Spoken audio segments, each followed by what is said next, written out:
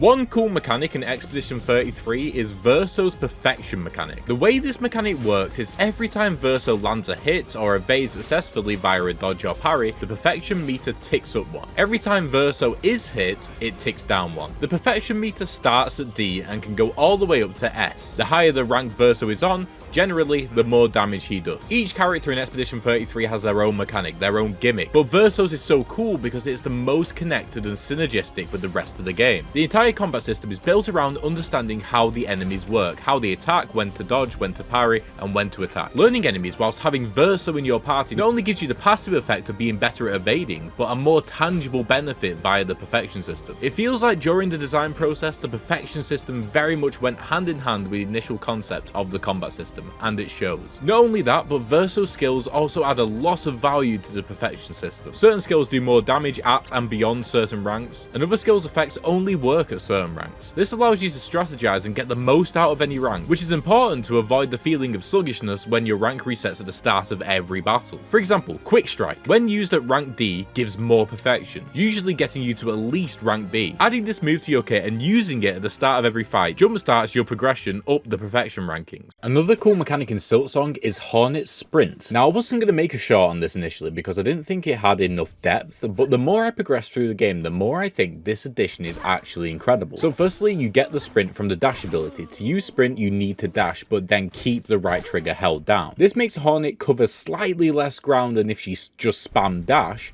but feels nicer as you don't have to spam. This firstly is great because the devs knew that players were just spamming dash to get around places, so why not just hold it down for almost the same result? Secondly though, they added extra functionality. When you jump mid-sprint, you jump a lot further, but at the cost of less control when you land, and less control in the air as you can't really move as well as if you just jumped regularly. When you turn mid-sprint, there is some follow-through, another trade-off, but looks really cool. But one thing I discovered which made me feel the need to make this short was the fact that it changes your base attack. When you attack mid-sprint, the attack itself takes about half a second longer, probably a bit less, but jolts Hornet forward slightly and attacks in a piercing motion rather than a swing, kind of like a bayonet. From what I can tell, testing it on a bunch of different enemies with different health pools, this doesn't do more damage, but it drastically changes the feel and flow of combat.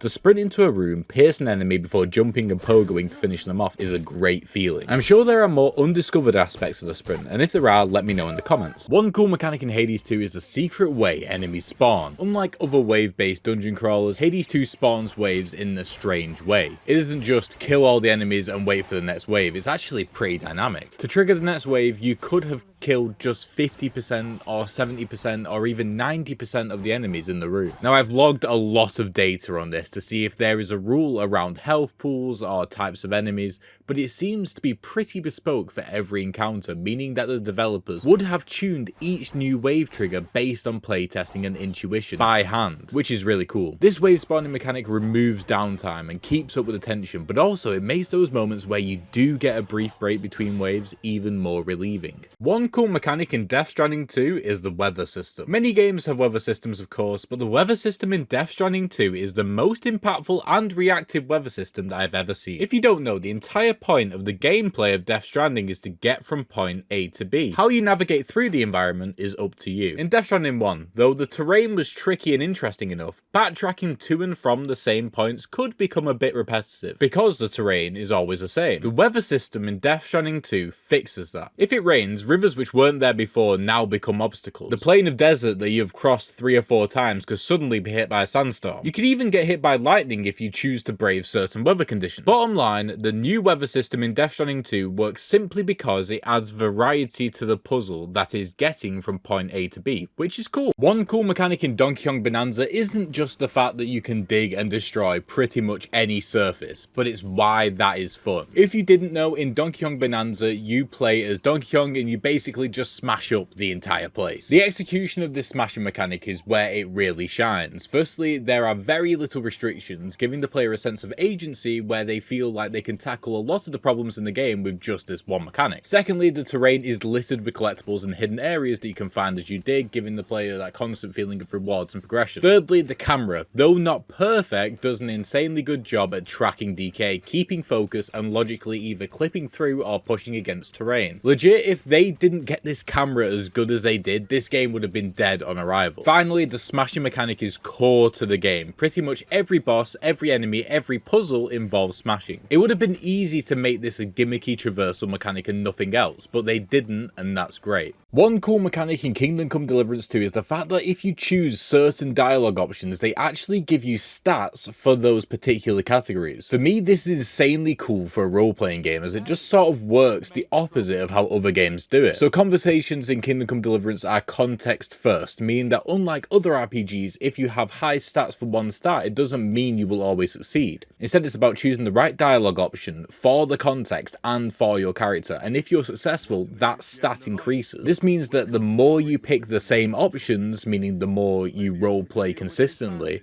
you will become even better at roleplaying in that particular way. A self-fulfilling gameplay loop which is incredibly rewarding and very well executed.